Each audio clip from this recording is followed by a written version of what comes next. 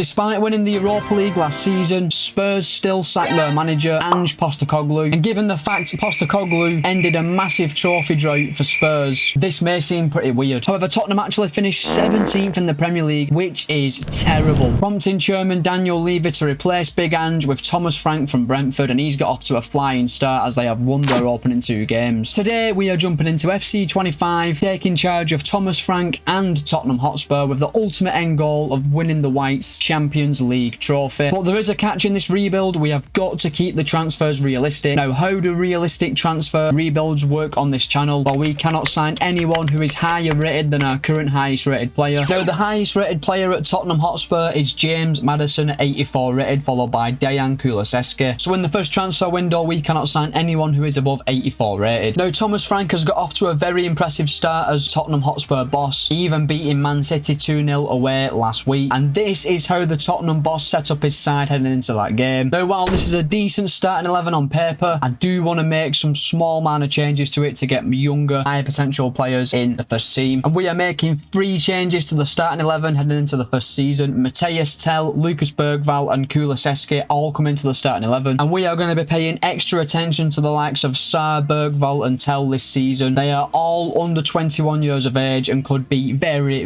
very high potential players in this save. Now, Tottenham have already made 4 new signings in this transfer window. Joe Palhinha is in on loan. They've also signed Mohamed Kudus from West Ham and made Kevin Danso and Matthias Tell's loans into permanent deals. I think Spurs have had a really decent transfer window, to be fair, and we start off with £21 million in the bank after making these signings. And to be honest, boys, with only 7 days left in the transfer window, I haven't actually seen Spurs linked with anyone for a while.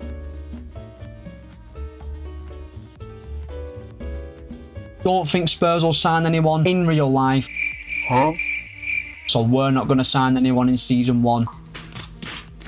Meaning this is the starting 11 we're taking into season number 1, and this starting 11 is locked in for the new season. And the way we are going to play with Tottenham in this rebuild is definitely going to be the counter-attacking system, as we've got so many rapid players and we've got some really good defensive players. I think we will be able to keep teams out at the back and devastate them on the break with our fast young attackers. Now, as you know, on this channel we always use your recommendations when it comes to our youth scouting, and today we are going with this comment. We are going to be sending our youth scouts off to Cyprus, and we are going to be looking for young, exciting attackers with a view to them getting into our first team. Now, to be honest with you boys, just purely given off the fact that we aren't signing anyone in season 1 kind of leaves us with not a lot left to do but simulate forward straight through to the end of the season. And I don't really know what to expect, but a top 4 finish is definitely something I've got my eye on. So we've arrived at the end of season 1, lads. How have Spurs got on? Well, we have finished 3rd in the Premier League, lads, on 75 points, securing Champions League football for season 2. I would call that a massive success for Thomas Frank's side, jumping up a whopping 14 positions from last season where Spurs finished 17th. And if we could add a couple of trophies to our trophy cabinet this season, I'd call it a massive success. Well, count out the FA Cup as we lost in the 4th round to Brentford 2-1. That is poor. And it gets worse. We lost to League 1 Wimbledon 3-2 in the 3rd round of the Carabao Cup. I think Spurs' trophy curse is following us into this rebuild. But we did manage to once again win the Europa League, boys, beating Olympiacos 2-1 in the final. And you may be wondering, why are we not in the Champions League? This idiot forgot to use live start points for this rebuild. But that is a Europa League trophy added to our trophy cabinet. Add that to a 3rd place finish. I think we've had an excellent season. And this is how the Spurs team is looking at the end of the season. And this team's looking amazing on paper. And this causes me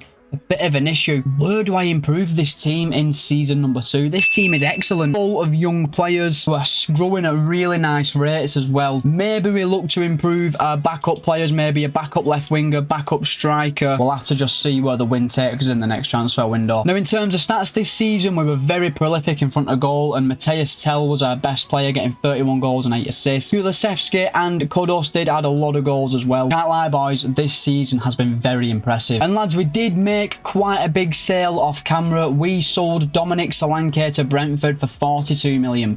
I know it's not the most realistic of transfers, despite the fact Brentford have just spent massive money on Dango Outara, but they have literally offered us £20 million above his market value. He was never going to be a first choice striker for us. We'll call it a trade. They get Solanke, we get Thomas Frank. So we have arrived in season 2 and Daniel Levy has pulled out all the stops. We have got £227 million in the bank. That is a stupid amount of money. money. Now, the highest rated player at the club is Dejan Kulusevski at 87 rated, so we cannot sign anyone above 87 rated in this transfer window. Now, I didn't actually realise that João Palhinha was only in on loan from Bayern Munich and there was no option to make it a permanent deal, meaning we need a new centre defensive midfielder in this transfer window. While Archie Gray is a very good young talent at 77 rated and 19-year-old, to get Spurs to the next level, we need a world-class CDM, and that's what we're going for in this transfer window. And lads, we have wasted absolutely no time in signing João Palhinha's replacement, and we have signed Carlos Baleba from Brighton for £40 million. 21-year-old, 81 rated, amazing CDM. And for some reason, I just think everything about Carlos Baleba to Spurs just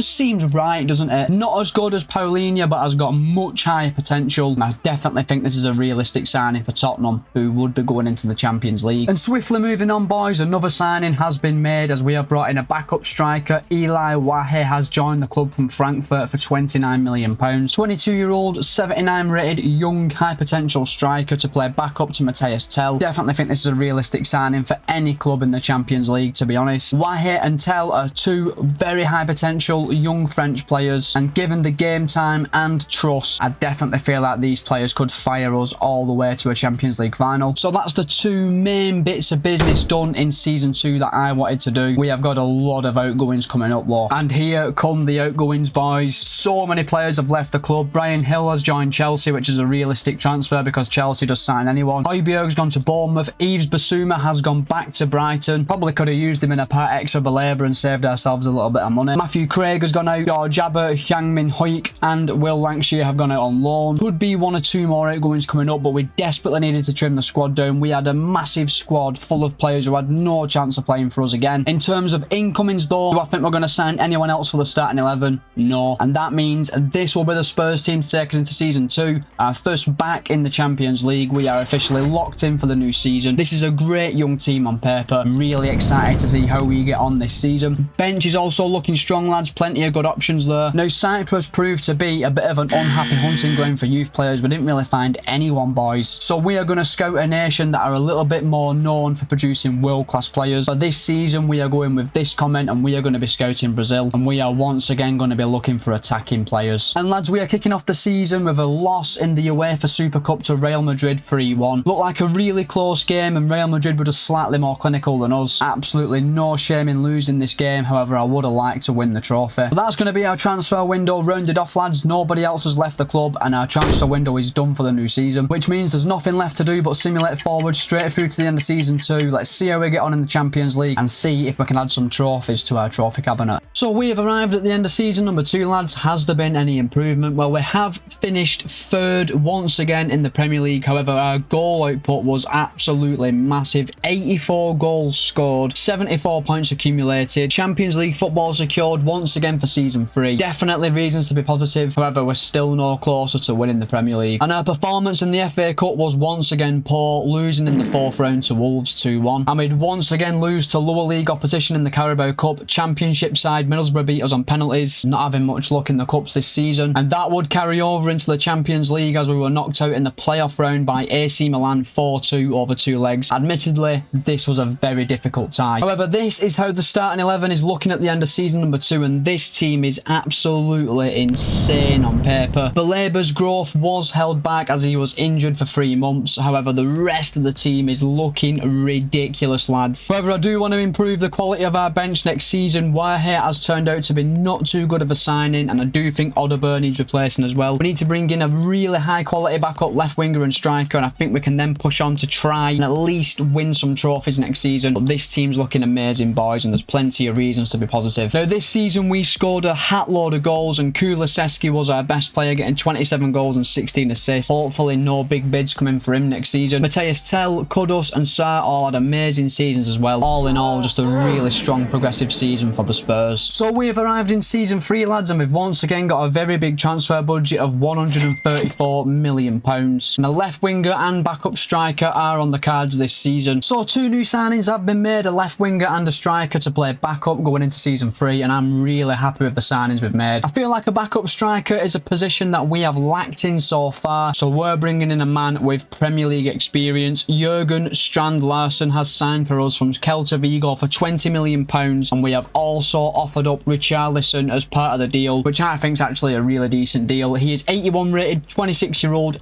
6'4", so a different type of striker to tell, with amazing stats for a striker. Will definitely offer goals from the bench and a different way of playing if we need to. I think this is a very strong signing. I then felt like signing an established international left winger to play back up to both Kulusevski and Kudus would help us going forward. So we have signed Noah Lang from PSV for £33 million. He is 27-year-old, 82 rated, with really good stats, an established international player. I feel like he's going to be a fantastic backup to both wingers, and it's a very shrewd signing for just 33 million. So we have arrived at the end of the transfer window, boys, and very interestingly, not a single player has left the club in this transfer window. A lot of our younger players are already out on loan, and we've had no real bids come in for any players, so I'm looking to sell. So that's actually going to be our transfer window done. We're going to keep it short and sweet. And lads, something has happened. A massive bid come in for Gianluigi Vicario, and he has joined Manchester City for £80 million. I think it would be unrealistic to not accept this offer. We've had to sell him, and unfortunately it makes a direct rival a lot stronger in the Premier League, which now means we need to go back into the transfer market and sign the replacement goalkeeper. But we're in a good position to sign pretty much anyone we want in world football, so I'm confident we can bring in a suitable replacement. So one Italian goalkeeper leaves, another Italian goalkeeper joins. We have signed Marco Carnesecchi from Atalanta for £55 million. He is 26-year-old, 85 rated, really good world-class goalkeeper. Not as good as Vicario, obviously, but he is still a very high-end level goalkeeper, and I do think he will make an adequate replacement for Vicario. So just the one change to the starting 11 going into season 3. Carnesecchi is in for Vicario. Lang and Strand Larsen are back in on the bench. The bench is looking really strong. Our starting 11 is locked in for the new season. This is a fantastic team on paper. Really excited to see how we get on. And with our transfer window done, I don't think there's anything left we can do but simulate forward straight through to the end of season 3. Let's see how the Spurs get on. So we've arrived at the end of season 3, lads, and it's a 4th place finish in the Premier League for us on 75 points, but our actual output was better than last season, only losing 5 games all season. It's just the draws that have held us back, and ultimately our arch rivals Arsenal have won the Premier League, and we have secured Champions League football again for season 4. But we have won the FA Cup, lads. We have beaten Ipswich Town 5-2 in the final, adding an FA Cup trophy to our trophy cabinet, and that's our second piece of major silverware added to the trophy cabinet of the rebuild. And we did in fact make the semi-finals of the Carabao Cup, but unfortunately lost on penalties to Wolves. Would have been nice to win that competition as well. But lads, we are actually in the Champions League final. It's an all-English affair. We're going to be taking on City. We were excellent in the league phase, lads, finishing 4th out of all the sides, only losing once out of our 8 games, which would set up around a 16 tie against Leverkusen, and despite losing the second leg 1-0, we won the first leg 2-0, securing a 2-1 win. In the quarterfinals, we had the game of the round easily with Real Madrid, ultimately winning the tie 5-4 over 2 legs after a thrilling 3-3 draw at the Tottenham Hotspur Stadium. This would then set up a semi-final with Lazio, and we would scrape past them 2-1 over 2 legs. City, the exact same outcome against Inter Milan, to set up an all-English final against Man City, and Tottenham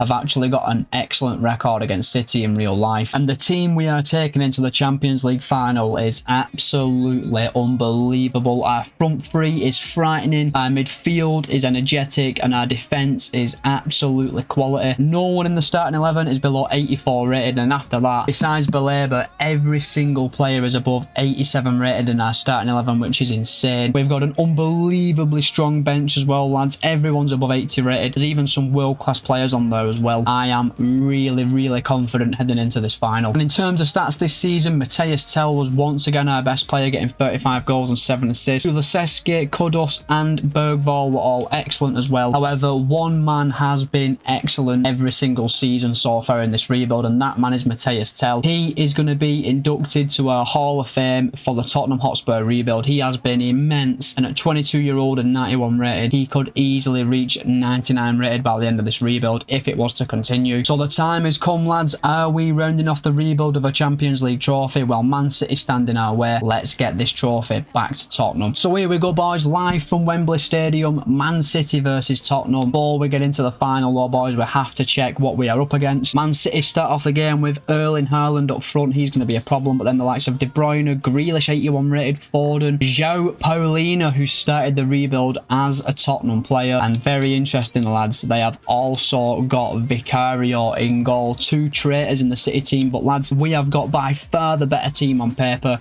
We are the favourites. City moving the ball really well at the start of this game. We've not actually had a touch of the ball yet. Oh, it's great defending by Kudus. And now we have finally got a touch of the ball. So there's a big chance here for Kudus, who is in, boys. Kudus. What a tackle by Rodri. Are you mad? Literally a goal-saving tackle there from Rodri. 25 on the clock, lads. Goal-saving tackle from Rodri is the main highlight. That is a terrible pass. And Haaland can shoot from distance. A doggy. That's a great ball to Kudus. We've got a chance here. Tell. On the stroke of half time, Tell has to shoot. He's in, lads. What a finish. Matthias Tell puts Tottenham 1-0 ahead in this Champions League final. It's a brilliant ball from Kudus, and you know what? Bremer is on us so quick. What a tidy finish that is. Asta, former goalkeeper Vicario, and Matthias Tell breaks the deadlock. And that's going to be half time, lads. Matthias Tell's goal is the difference. Not many chances at all, it has to be said. Very cagey game. Come on, the Spurs. We have got 45 minutes until we have won the Champions League. We just need to keep City out. They brought Savinho on for Grealish at half-time. Grealish was very anonymous, it has to be said. Foden. No! Nope. What a save by Karnasechi. City's biggest chance of the game so far. Don't concede. Get it out! Oh my god. Marmoush on for De Bruyne. 2 big saves by Karnasechi. This is one of the cagiest finals I've had in FC25. So close to winning this game now, lads. Into the final 10. Shot from distance. That's never troubling the goalkeeper. 85 minutes on the clock, lads. We're 5 minutes away from winning this game. Toro, Tell. Oh, it's not going to find its way back to start. 86 on the clock. Good tackle, and we have a throw-in in City's half in added time. And there's the full-time whistle, lads. We have beaten Man City 2-0 in the Champions League final. It were a tight game, it were a cagey game, but a Matthias Tell wonder goal is the difference between the two sides. And now all that is left to do, boys, is lift the Champions League trophy. Romero will do the honours, and Tottenham Hotspur are the champions of Europe. That's another rebuild successfully boxed off. So just want to say a massive thank you for watching the video, lads. If you have enjoyed it, please be sure to like the video and subscribe to the channel. It does really help me out. We are on the push for 10,000 subscribers, and I will see you next week for another rebuild.